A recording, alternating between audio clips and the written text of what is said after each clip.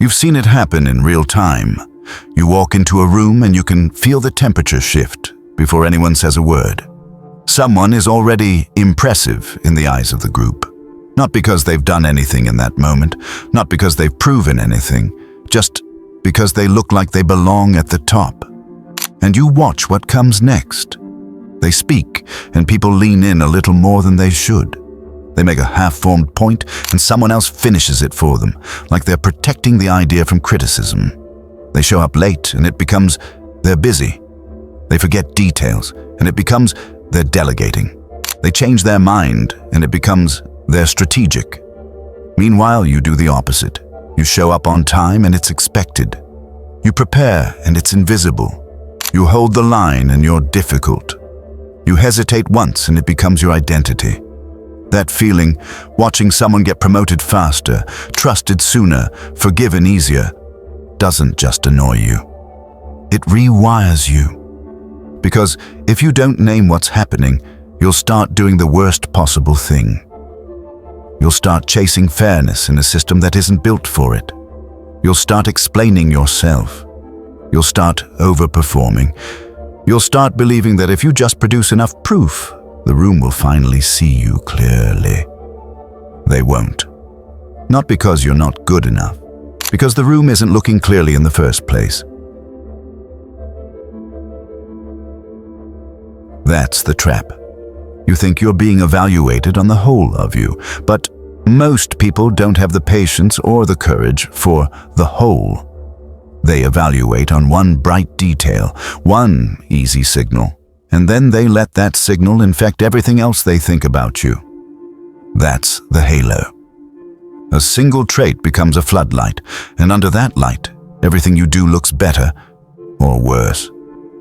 Attractiveness is one of the most brutal versions of this because it works before you even open your mouth. People don't consciously decide, I will trust the good-looking person. They just feel trust arrive faster. They feel ease. They feel familiarity. And then their brain does what lazy brains always do. It writes a story that makes the feeling sound rational. So your colleague isn't just good-looking. Suddenly, they're competent. They're polished. They're leadership material. They're credible. They're high potential. And the problem isn't only that this is unfair. The real problem is that it becomes self-fulfilling, because what happens when someone is treated like they're competent? They get more chances to speak. They get less punishment for mistakes. They get coached instead of corrected. They get assumed innocent instead of suspected. They get invited into rooms where decisions are made. They get the kind of feedback that actually improves performance instead of the kind that just disciplines. That's not talent winning. That's the environment making a bet early, and then protecting that bet. And what happens when someone is treated like they're not quite it? They get fewer reps. They get less oxygen. They get harsher interpretations. Their mistakes become patterns. Their successes become exceptions. They're asked to prove themselves again and again, while someone else is allowed to simply be assumed. You think the career ladder is a ladder. A lot of the time, it's a conveyor belt. And the conveyor belt runs on perception. Look at how quickly perception flips when the outcome flips. One year, someone's a visionary. The next year, the same behavior becomes recklessness. One year, the company's culture is unique. The next year, it's toxic. The facts didn't change. Only the shine did. The halo moved, and everyone pretended it was analysis. That's what you're up against. Not deliberate cruelty, but automatic storytelling. People want one clean explanation for why someone is winning, and the easiest explanation is always the most visible trait. Stock price, title, accent, confidence, clothing, height, beauty. Anything that saves them from doing real work, because real evaluation is expensive. It costs attention, it costs time, it costs admitting uncertainty. And most people don't want to pay, so they buy the cheap signal, and then they act as if they bought the truth. Now here's the part you have to swallow without flinching. You don't beat the halo effect by complaining about it. You don't beat it by being more authentic. You don't beat it by hoping people will become deeper overnight. You beat it by understanding the rules and choosing how you want to be perceived, without turning into a clown. You stop demanding that people see your soul, and you start managing the frame, because the unspoken rule is this: people don't promote the best worker. They promote the clearest story of a leader, and clarity is not the same thing as truth. Clarity is coherence. Consistency, a signal that holds. If you're always the one doing the invisible work, you're making yourself harder to read. If you're always the one smoothing conflict, you are making yourself easy to ignore. If you're always the one fixing problems quietly, you are training the room to believe problems don't exist until you leave. And then you'll be shocked when they don't value you. They valued your output, not your position. They liked the benefits, not the person. That's not cynicism, that's mechanics. So here's what changes when you get serious. You stop pouring your best work into places where nobody can see it.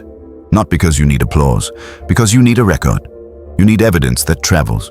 You need outcomes with your name attached, not through bragging, but through structure. You choose projects that produce clean wins, not just quiet rescues. You speak in fewer sentences than you want to use, because the more you talk, the more room you give people to misread you. Short, clear statements create authority. Long explanations create debate. You don't defend yourself in real time. You don't enter their courtroom just because they opened a trial. You let accusations hang in the air if they're vague. Vague claims deserve vague silence. And you notice something else. The halo isn't only about beauty. It's about any trait that becomes the one thing people use to summarize you. So you build your own halo. Not by pretending, by choosing which signal you lead with. Competence is a signal. Calm is a signal. Clean delivery is a signal. Certainty, even measured certainty, is a signal. Boundaries are a signal. And if you don't lead with a signal, the room will choose one for you. Sometimes they'll choose something petty. Sometimes they'll choose something accidental. Sometimes they'll choose the one moment you look tired or angry or uncertain, and they'll make that your brand.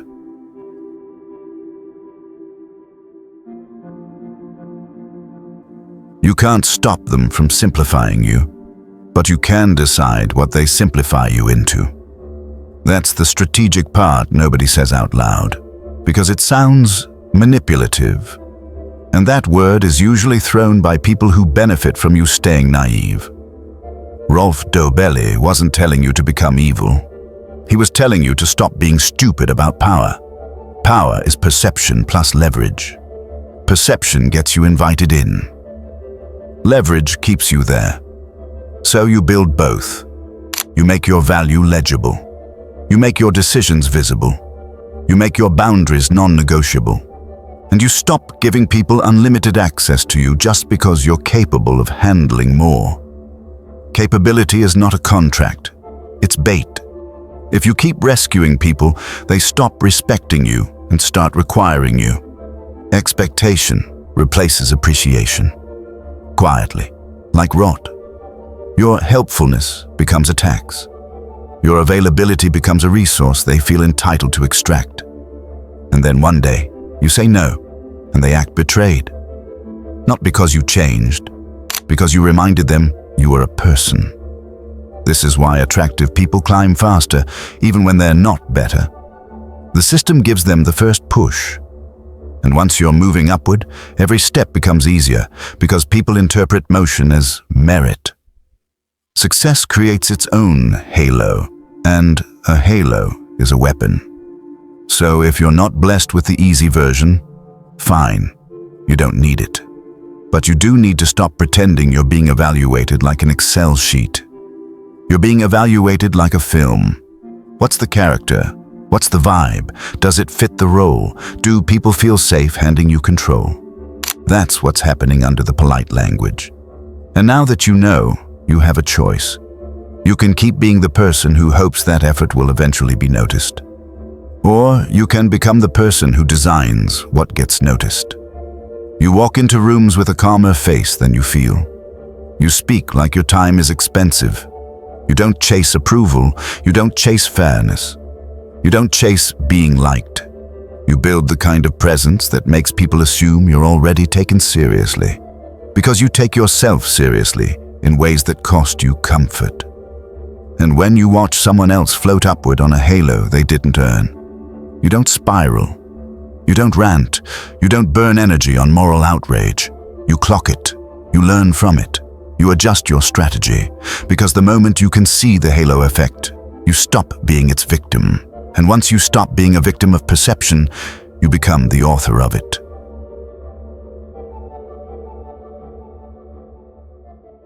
Thanks for spending time in this. If this sparked a new way of thinking, hit like and subscribe to keep the ideas flowing. And don't forget, check the description for the links to the resources and the original books we used today. We'll see you in the next one.